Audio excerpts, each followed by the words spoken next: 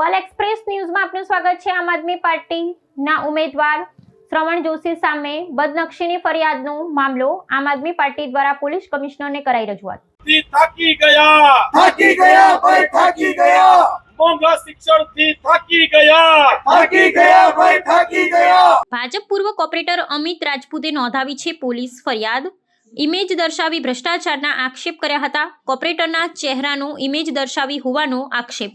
Police ફરિયાદ સામે આપ પાર્ટીનો આક્ષેપ ભાજપ સત્તાનો દુરુપયોગ કરી રહી છે। આપ પાર્ટીએ 75 ઉમેદવારોની યાદી જાહેર કરી, જેના કારણે ભાજપના પેટમાં તેલ રેડાયું। ભાજપના ઈશારે ખોટી એફઆઈઆર દાખલ કરવામાં આવી।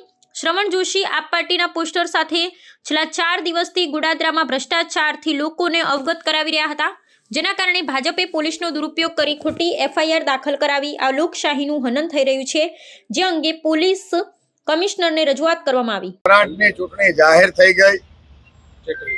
જિલ્લા પંચાયત, તાલુકા પંચાયત, ગુજરાતની 15 મહાનગરપાલિકામાં ચૂંટણીનું આયોજન થઈ ગયું। ચૂંટણી પંચે જાહેરાત કરી દીધી, આચારસંહિતા લાગુ થઈ ગઈ।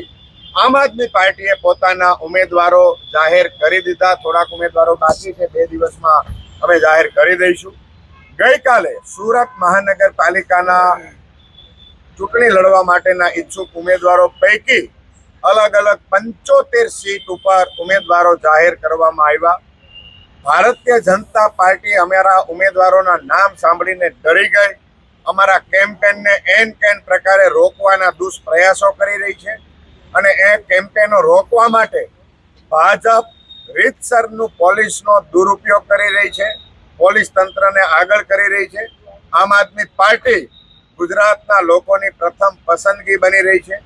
ગુજરાતના લોકો એક જ સાથે કહી રહ્યા છે કે હા, અમે ભાજપના ભ્રષ્ટાચારથી, ભાજપના કુશાસનથી, ભાજપની મોંઘવારીથી, ડ્રગ્સ દારૂના વેપારથી, મોંઘા શિક્ષણથી અમે થાકી ગયા છીએ, અને અમે આ વખતે આમ આદમી પાર્ટીના ઝાડુના નિશાન ઉપર બટન દબાવી અને આમ આદમી પાર્ટીને જંગી લીડથી જીતવવાના છીએ।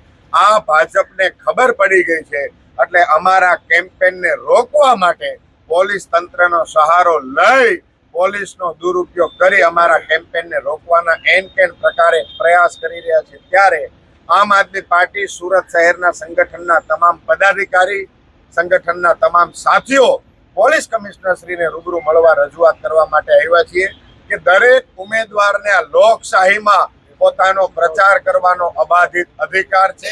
સરકારની ખોટી નીતિઓ લોકો સુધી પહોંચાડવું જોઈએ એવું લોકતંત્ર માને છે, લોકશાહી માને છે, અને દરેક વ્યક્તિનો આ અબાધિત અધિકાર છે, અને એ અબાધિત અધિકારના કારણે અમે અમારો પ્રચાર કરી રહ્યા છીએ। પ્રચાર કરવા માટેના સાહિત્યમાં જે સ્લોગનો છાપવામાં આવ્યા છે, તમામે તમામ સ્લોગન છે, ઓફિશિયલ જાહેરાત કરી અને અમે આને જાહેરાતમાં મૂક્યા છે, લોકો સુધી અમે આ વાત પહોંચાડી રહ્યા છીએ। પણ ભાજપના પેટમાં આ સ્લોગનો, આ વાત પૂંચે છે, એટલે એમણે પોલીસ તંત્રને આગળ કરી અમારા ઉમેદવારને ડરાવવાના, ધમકાવવાના અને ખોટી ફરિયાદો કરી, ખોટી એફઆઈઆરો દાખલ કરી અમને હેરાન કરવાના અને ડરાવવાના પ્રયાસો કરી રહ્યા છે, જે લોકશાહી માટે ઘાતક છે।